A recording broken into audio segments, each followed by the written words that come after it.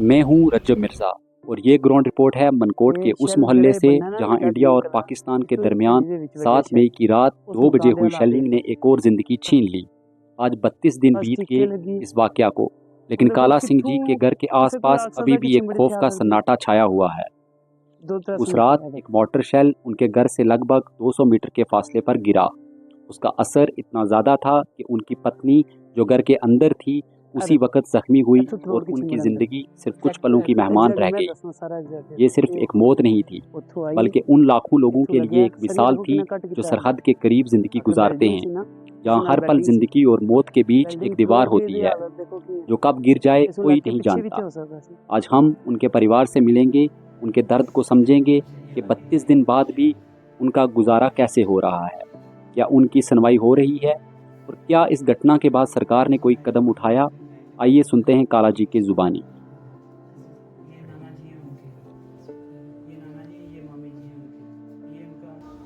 तो आज हम आए हैं काला सिंह जी के घर, जिनकी इंडिया पाकिस्तान की जो कशीदगी हुई 7 मई से लेकर 10 मई के दरमियान पहली कैजुअल्टी जो पुंछ सेक्टर में हुई है वो इनके घर हुई है।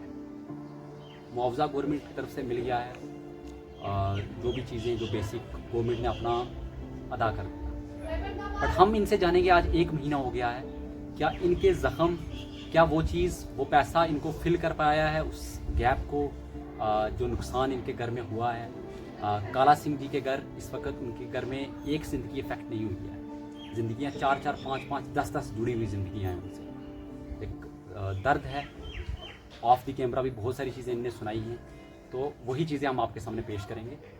तो काला सिंह जी, आप हमें पूरा बताएंगे जब शुरू से लेके कैसे होता है ये वाक़या, फिर उसके बाद क्या क्या प्रोसीजर चला और 1 महीना कैसे ज़िंदगी रही आप। देखो सर, सबसे पहले 1947 में हमारे दादाजी की डेथ हुई थी शेलिंग में। वो भी यही दौर चल रहा था कि शेलिंग हो रही, तो हमारे दादाजी घर में ही थे, तो उनकी डेथ भी इसी से हुई थी। 2002 में हमारे फादर साहब गांव में जाके अपना काम करते थे, जैसे बर्तन डाल के लेके या खाने पीने की चीज़ें डाल के लेके यहाँ से जाके गांव में जाके बिक्री करते थे। ठेरा ठोपा नाम जगह का नाम है, वहाँ पे गए तो मिलिटेंट्स ने उनको मार दिया। 28 जुलाई 2002 की ये बात है। एक हमारे मामा जी थे, एक पापा जी थे, 2 बंदे हमारे गए थे। जब हमने सुबह से लेकर शाम तक हमने देखा कि अभी घर में नहीं आया, हमने रिपोर्ट कर दी थाने में। पुलिस ने बहुत कोशिश की, नहीं मिले। आर्मी भी गई, पुलिस वाले भी गए, सभी गए, लेकिन नहीं मिले। दिन करते करते करते करते 4 साल हो गए। 4 साल के बाद हमें कुछ महसूस हुआ, किसी ने बताया कि वहाँ पे कुछ है। तो वो फिर से हमने आर्मी को बताया, पुलिस को बताया। वो उसी गांव में गई जहाँ पे उनको मारा गया था। वहाँ पे जाने के बाद हमें कुछ महसूस हुआ, तो एक पहाड़ जैसे नीचे उन्होंने कुछ डाला हुआ था। तो वहाँ पे आर्मी वाले गए, उन्होंने वहाँ से निकाला, तो वो मामा जी के थोड़े से ये शरीर के थोड़े से पार्ट्स बचे हुए थे। जैसे हाथ में ये कड़ा डाला हुआ था, घड़ी थी, पाँव में शूज़ थे, ऊपर सिर पे पगड़ी थी। तो वो मामा जी का थोड़ा सा पार्ट्स हमें तो मिले थे 4 साल के बाद। तो उनको जो है क्लेम थोड़ा मिल गया था। बच्चे हमारे फादर साहब को जो है अभी तक उनकी डेड बॉडी नहीं मिल सकी। तकरीबन अभी 24-25 साल हो गए, अभी तक हमारे फादर साहब की डेड बॉडी नहीं मिली। उस टाइम पुंछ डीसी साहब थे, उन्होंने बताया था कि 7 साल का ये पीरियड है। अगर 7 साल में अगर उनका कोई प्रूफ मिल जाता है तो ठीक है, अगर नहीं मिलता तो उसमें हम आपको क्लेम देंगे। लेकिन उस 7 साल के अभी तो 25 साल होने लगे, अभी तक हमें कोई भी क्लेम नहीं, कोई नौकरी नहीं, कोई क्लेम नहीं। अभी 7 मई 2025 चल रहा है। अब इसमें जो मेरी वाइफ की डेथ हो गई है, और इसी शेलिंग की वजह से, इसी शेलिंग की वजह से मेरी वाइफ की डेथ हुई है। यहाँ तो हमें बताया जाता कि आप कहीं चले जाओ, साइड हो जाओ, तो हम उनको कहीं लेके सेफ जगह हो जाते। ना हमारे पास बैंकर हैं, पहले उन्होंने दिए हैं बैंकर, लेकिन हमें यहाँ पे नहीं दिए। जाहिर सी बात है, दिए उन्होंने पहाड़ियों में ऑलरेडी दिए, हम रिपोर्ट में भी दिखा चुके हैं हमारे आपको पास नहीं है बैंकर। बैंकर भी नहीं थे, लेकिन उनको सेफ बताना तो चाहिए था। बिल्कुल लगा। अगर उनको मालूम था कि हम रात को ऐसा करेंगे तो इनको पब्लिक को बताना चाहिए था। पब्लिक एक जगह साइड हो जाती है। चलो, अभी मेरे छोटे छोटे बच्चे हैं। क्या एज क्या है उनकी? एक बेटी मेरी 12 साल की, एक बेटी मेरी 11 साल की, एक बेटा मेरा साल का। एक बेटी आपकी इंजर भी हुई थी उस वो थी मेरी छोटी 11 साल की, वो अपनी मम्मा के साथ ही थी। मम्मा उसकी तो डेथ हो गई, लेकिन उसको लग गई, वो जख्मी हो गई थी मेरी बच्ची। उसकी ये टांग जो है उसकी ये टांग पे 2 जगह पे लग गई। तो काला सिंह जी, उसके बाद ये नुकसान के बाद आपकी ज़िंदगी में जो बदलाव आए हैं, एकदम से आपकी ज़िंदगी 6 में रात 12 बजे तक आप ये सोच के सोए होंगे कि नेक्स्ट डे क्या करना है। अचानक से दुनिया बदल गई है आपकी। बिल्कुल सर, क्या करना है? घर तो मेरा पूरा तबाह हो गया, क्या करना है? वाइफ की डेथ होगी, छोटे छोटे बच्चे रह गए। उनके साथ सिंपैथी भी दिखाएंगे, बट उसके बाद काला सिंह जी की ज़िंदगी और उनकी वाइफ की यादें ही रह जाएंगी। यहाँ ना कोई दिखेगा ना कुछ, क्योंकि इस परिवार ने 47 से लेके आज तक 2025 तक सहा है। और ये मेरा बोलना नहीं है, ये काला सिंह जी ने खुद बोला है।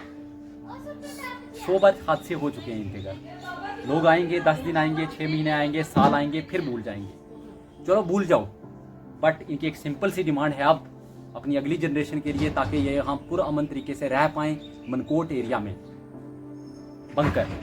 बंकर इनकी छोटी सी डिमांड है। एक लास्ट मुआवजा दे दिया है, सब कुछ हो गया है, लेकिन वो इनको satisfy I don't think so कर पाएगा, किसी के लिए भी नहीं। आप भी देख रहे होगे वीडियो, तो कभी भी नहीं। हमारे अजीज जब हमसे पिछड़ते हैं, उनका दुख अंदर ही इंसान को मार देता है।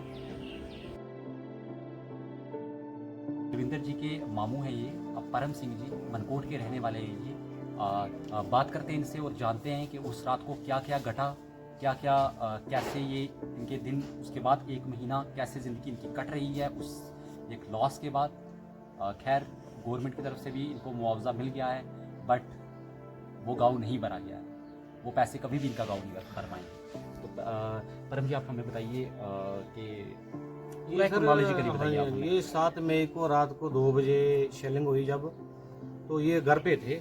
ये घर पे थे तो भांजी ने बोला तो ये कच्चा टीनों वाला मकान है, तो मामू के घर चलते हैं, वो लेंटर वाला मकान है, तो उधर बच जाएंगे। वो भाग के इधर आ गए मेरे पास हमारे पास भाग के आ गए। हम बैठे थे तो पहले गोला रार पर बज रहे थे, हमारे पास इधर नहीं बजे। लास्ट में जब ये बच्चे ये मेरा भांजा ये सभी इधर आ गए मेरे पास, उस टाइम जब गोला पड़ा हम अंदर थे, हम 2-3 बंदे अंदर थे, 2-4 बंदे, ये बच्चा था, सारे अंदर थे। जब शेलिंग हुई इधर गोला हमारे से 200 मीटर 300 मीटर गोला, उधर स्प्लेंडर आके हमारे ये मकान है, इस मकान में, ये दूसरा मकान, तीसरे मकान में जो स्प्लेंडर आया, ये जो स्प्लेंडर है ये बच्चे की जान चली गई इस स्प्लेंडर। ऐसा हमारे बारी से निकल गया, बच्ची से इधर से लगा आंख में, ये दोनों ये जो शरीर है पूरा निकल गया ऑन स्पॉट जो उधर डेथ हो गई। मैं जो सिंह, मैं इधर जो शेलिंग हुई है वो हमारी बहू थी।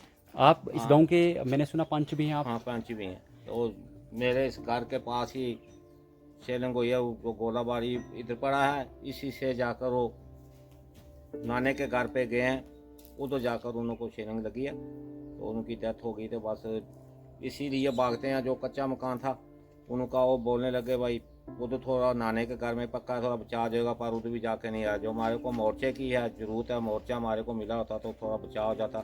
इधर आपके गांव में, आप जैसे सरपंच है यहाँ के, हाँ जी, आपके गांव में कितने घरों में बंकर है? कोई नहीं है इस एरिया में, कोई नहीं है। हमारे पास आरटी भी है, इधर जब शेलिंग होती है इधर तोहफे भी लग जाती हैं। बाकी आरटी की पूरी उसी रेंच के ऊपर जो हमारा उधर से गोलाबारी आती है, और जो बंकर किसी को नहीं। एक बार डिमांड किया था हमने, तो 22 बंकरों को इन्होंने मंजूरी की थी, उसके बाद दिया नहीं हमारे को। तो ये पड़ोसी थे जैसे आपके बलविंदर कौर जी, जिनकी बलविंदर बहुत ही, हाँ, पहली बहुत ही। कैजुअलिटी हुई थी इंडिया पाकिस्तान की कशीदगी के दरमियान।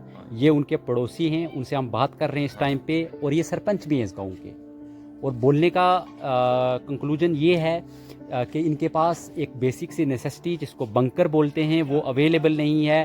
ज़िंदगी सिर्फ अल्लाह के भरोसे चल रही है। जिस दिन कहीं खुदा ना खास्ता फिर से इंडिया पाकिस्तान की कशीदगी होती है, फिर से हमें आप बता दीजिएगा, ये लोगों का बोलना है कि हम उस वक़्त ये खाली कर दें या बंकर दे दोगे। जोग सिंह जी जो यहाँ के पंच हैं, पूरे गांव के बिहाफ पे बोल रहे हैं कि प्लीज़ एक छोटी सी डिमांड है, बंकर। मनकोट की इस कहानी में सिर्फ एक मौत का जिक्र नहीं, बल्कि उन जज्बातों का एहसास है जो हर उस घर में पलते हैं जो सरहद के करीब हैं। काला सिंह जी के परिवार के लिए 7 मई की रात सिर्फ एक तारीख नहीं थी, वो एक पल था जो आज भी उनकी ज़िंदगी में ज़िंदा है। ये लोग न सिर्फ हिम्मत के साथ जी रहे हैं, बल्कि एक बेहतर कल के लिए उम्मीद भी बांध के बैठे हैं। उनकी कहानी सुनना ज़रूरी है ताकि हमें याद रहे कि सरहद सिर्फ एक रेखा नहीं, एक ज़िंदगी भी होती है। मैं हूँ रज्जब मिर्ज़ा, मेंढर से।